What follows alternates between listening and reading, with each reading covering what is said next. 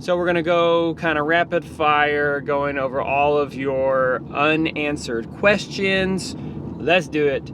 Kelly, what do we do about severe weather in our house? Same thing everybody does.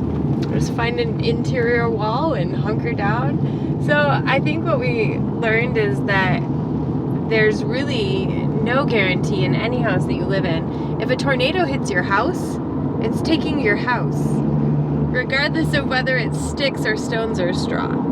So it's not something we fear. But we do have plans in the works for a shelter, like a basement type shelter. Totally, yeah. We are not at all above getting an in-ground concrete storm shelter. Yeah, I think it's a great idea. I think we want it. I think it would be smart in terms of safety, and then if we could slightly double it as some sort of storage for, like, you know, some roots or something, root crop, like, I don't think it would really work as a root cellar, but for some parts of the year we could. Severe weather could be like tornadoes or hurricanes, which we know really well, and earthquakes, right? Our area is not an area where I would say we have a concern about severe weather in any one direction. Like, there could be flooding in our city, but our spot, like even the elevation of where our property is, not even the house, but the property's elevation is just not at risk for flooding. So I feel really good about that. And I'm not afraid of tornadoes in any way other than, like, yes, tornadoes come and they're scary, but living in our house here and having a tornado warning around us doesn't scare me any more than when we were in the hurricane in Houston and there were literally tornadoes just blocks from us that touched down. I wasn't any more afraid in our house here than there. So I feel like if a tornado is gonna come and take your house, it's gonna come and take your house. There's not a greater risk of that touching down here than there is in a house that was built out of stones. If a tornado is in your backyard, you're not in a good place no matter what. Yeah. For a hurricane, you have a lot of heads up to get out. Yeah. We should have left in Katy whenever Harvey came. If a hurricane comes, then we can assess it, and if we need to leave, then we will leave. If we need to go stay at a hotel and, you know, to where we can still come back and take care of animals, we can. But a hurricane where we are is not going to do much because we're so far in. In Houston, yes, that would have been a big deal. Tornadoes, if a tornado hits you, you are in trouble no matter what. All right, so, and then yes, flooding, we're not anywhere close to being in a flood zone. Okay, so what are we gonna do when our kids get bigger? Simplest way to say it is this. Bo will come up with 100 different solutions for one potential problem. I will come up with none until the problem actually happens. So, a combination of those two mindsets looks like this. When the kids get big, if they complain, we'll take action, which could look like giving them our room, because that's not a big deal to us to sleep in a loft. I love that idea. We could build a second house, like a guest house, so that they have more headspace, and that would be their little guest house. And connected with like a covered porch or something. Just expand the deck so that it's more of a courtyard kind of. Yeah. And we do all our meals and everything together, and then they can hang out in their rooms, which is kind of every teenager's dream. Yes. And then the other option is a house. Like, do we want to build a barn dominium and then show you all the details of it? That's an option, but none of that is something we're interested in doing in the next 5 years. Another option is we have a really good, foundation on our back deck. So we could build out a room in between the back door and where the laundry room is. So they would just share a wall with the laundry room, and we'll just build that out. Yes. It's already roofed. It's already ready to go. We would just, frame it up and insulate it, and we're good to go. There's a lot of options. Yeah. If Kelly was talking about maybe a barn dominium down the road, this is one reason why we wanted to go with the shed to house, because we knew that this is an adventure, that things are going to change. And if we ever wanted to sell our current shed to house, then it is possible that we could.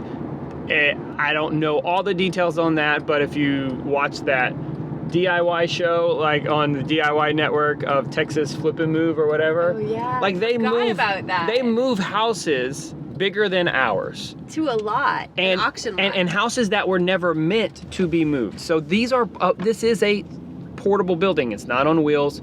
So we could do that. So whenever you say like come up with a problem, just that's whenever I would say, oh no, don't worry. I've already thought of that problem and I have like 10 different options at least. And he filled 4 pages of a list idea. I have a spreadsheet on it. Like we have and so I've done many none options. Of it. Yes. Well, He's done all the thinking and worrying, and I've just said, we'll figure it out when it happens. I know, and that's how I am. So I'm very analytical in terms of things like that. All right, going on to the next one, rapid fire. This isn't rapid fire, but it's okay. So, these next ones will be. So, how do we have electric and water, and are we planning on ever getting rainwater catchment? So, I have lots of videos on that in terms of electric. We are not off-grid. We are in Texas. That is not something that we ever had a thought to do. I would like to get some sort of solar someday, but it's not at all a priority. So we are on the grid because we like AC in Texas because it's crazy hot. And water, so we're in a weird spot for our property. It would have cost $22,000 to be able to get a well, and there's no guarantee on if we could actually hit water. So, because we would have to go 900 feet to get a well, which if you've ever seen the movie Armageddon, Bruce Willis had to go 850 feet to bust up a meteor before the meteor kills the planet. I hadn't even thought of that, so well done, pop culture reference. We are on county water, and it's not bad. You know, it's great. We love it. The water pressure is awesome. It was even low water pressure, and then all we had to do is just call them up and have them bump the pressure up, and it was super easy. We used the Berkey. I'll put a link down in the Berkey model that we do. It's an Amazon affiliate. A Berkey shower head. Yes, Kelly's mom got us a Berkey shower head, but that was like years ago. Well, we're finally using it. I know. Thank you, Noni. We love it. Yeah, now all the kids bring water cups into the shower with them. It's really funny. Are we planning on doing rainwater harvesting? Yes, yes. Future video. It's super exciting. I'm going to give you all the details of this like very soon. Yes. Like hopefully November soon. This is going to be so cool. Kelly. Yes. In one word, why do we not have a wood stove? So unfair to me to ask a question in one word. No, it's the state. That's the one word. Why don't we have a wood stove? The state? We live in... Oh, we live in Texas. Central Texas. A wood stove would get used maybe 5 weeks out of the year. Maybe. Texas. But also, Texas is very large. Yes. We're in Central Texas. We're from Houston. We literally used our fireplace 6 times in 6 years when we lived in Houston. Now, it is slightly colder. It is colder, but what I'm saying is our part of Texas is not the Panhandle. It's not Dallas. It's just not cold enough here to justify it. And I will say, the insulation that we have and those little mini splits do such a good job. It's not even a question. Our mini splits heat. They do a decent job to cool, but they heat amazing. Yeah. They do a good job to cool, but even like a central air and heat in Houston in a suburban home, it still struggles. I mean, it's just that hot. That's one reason why we're not off grid. Yeah, like you don't go off grid because it's so difficult to cool down Texas. And this comes down to a lot. Everybody's got opinions, right? They're like belly buttons. So when somebody asks, or maybe even kind of criticizes, you look so pretty. Thanks, it's my car makeup. But when somebody almost even criticizes, like, you should have done this or you should have done that, I think we just have to respect that everybody gets preference. And if our opinion or our preference is, I want to live with easy access to water because the drilling is not guaranteed and it's not going to give us for sure great results. And I want to have electricity that's reliable and consistent, and I don't want to be a slave to my solar system. That's okay.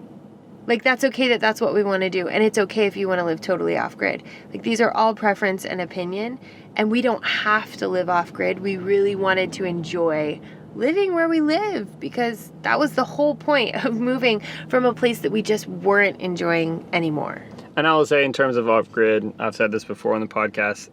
I've said this before here on the vlog, is that one of the biggest channels about living off-grid, Pure Living for Life, they went back on grid because if you're wanting to earn a living from the internet, it's very hard to do that off-grid. Which is why we're on a coffee date today. Yes, exactly. So we can go earn a living off the internet. Well, once we get our guest house office, all you guys, you know who I'm talking to. Once we get our guest house office, hopefully we would be able to do that for most of the time. How much did the shed cost? I definitely go to bettertogetherlife.com/report. Not gonna lie, it's just something that I'm behind on. Outdated reports. Yeah, but the bulk of what you would want to know of what it cost is in there. bettertogetherlife.com/report. The only thing that's missing is some of the detail, the finishes, but that's what... It's not finished yet. Yeah, but that's where those things are, you're gonna look at it and you're gonna be like, wow, this is so expensive. Yeah, but you could have done it differently. Yeah. The basics, it would be tough the shell cost, the septic, all those things. That's what you want to know. You want to know what's the base, and then you can figure out the math for all of your own finishing. You know, we have a lot of IKEA stuff. Yeah. It was just the style we wanted. We wanted to live in that house. It was cool. Okay, and is spray foam toxic? It's not. It's not. You want to hire a licensed contractor and do your due diligence to make sure that that person's good. But really, I've only seen one horror story on YouTube, and I think that it was very propaganda. It was just a dumb video. Yeah. Make sure that you have a licensed person. And I wouldn't do it ourselves. No, I wouldn't know. I think that's maybe I one thing agree. to say is a lot of times maybe the question that comes next that we answer is, you know, how much did you DIY?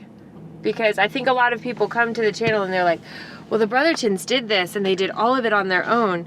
Then we also recognized our skill level, and where we couldn't improve the house with our skill level, we didn't. But then we sharpened on some other things. So a lot of people will ask the cost, and it's like, well, you could have done this on your own cheaper. I'm like, yeah, and been miserable. So there are a lot of things we didn't do cheaper. And that's in my video. I'll put it right up here for the 7 mistakes to avoid. We would not do a spray foam ourselves, and I did not do the plumbing or the any other electric. Right. And I hired out the deck. Like, I was there to help with everything so that I could learn.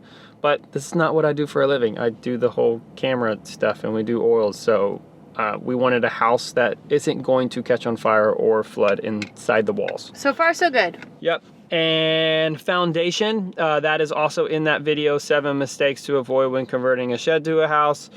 I would have done our foundation differently. That's just being, straight up. I went too fast.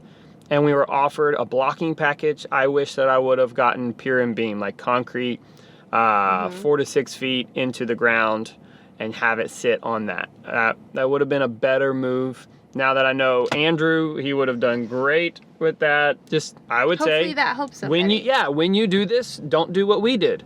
Pour pier and beam piers. There's no reason to not. Have rebar in there and have a way that you can strap your house down to that. United Portable Buildings, one of our sponsors here in those 3 videos, they actually do straps to where they'll build the shell of the house and strap it before they put on the siding. So you're actually strapping the entire shed, the entire building from the header. That's really cool. Most people, they just strap the skids, and all you're doing is just strapping the skid, so it doesn't really do a lot. So that's where we are with that. Foundation, do better than what we did. Isn't it the same as a mobile home? Why wouldn't you just move into a mobile home? Isn't a mobile home cheaper? A mobile home would be cheaper, and in our opinion, then you are living inside of a mobile home. Not that there's anything wrong with that. It's just a different way to live. It's just a different type of house. It's different finishing. But that comes right back down to the question of preference or options. We weren't looking to live in the cheapest way possible. Otherwise, we would have gotten a tent. Yeah. Like, we wanted this shed to house conversion. We wanted the challenge of building and living in it. We wanted to see what we were capable and the skills to level up. Like, you'd never really used the saw and the drill and all of these things and even learned the best way to put pieces together. And that never would have come from a manufactured home. It's just so apples and oranges. It doesn't make any sense. It's kind of the same answer to why didn't you live in a pole barn? Well, that wasn't what we were looking for. That wasn't the experience we wanted. So Kelly, do you kind of love it? I kind of love it. Like, seriously, never put yourself on the internet if you feel really confident. Because everybody's going to knock you down. So we had almost like 900,000 views on that video, and there's been like 2 people that have said, I don't understand, you kind of love it? That was sarcasm in that video. I think a video for another day. Do you like it? Just straight. I couldn't like it any more than I do. It's wonderful. It's yesterday sitting on the front porch with my best friend while our children climbed trees and made, literally with little bread loaf pans, they made mud pies and breads and decorated them with berries, and like everything that we wanted out of this, we're getting out of this and more. And I'm just waiting for the Lord to show us what we do in the next season. He's showing us pigs. Rain catchment and pigs. I'm sensing bacon. Just, I'm down with pigs. I'm down. I'm very down. Thank you guys. We're going to go get some work done, and we'll see you tomorrow.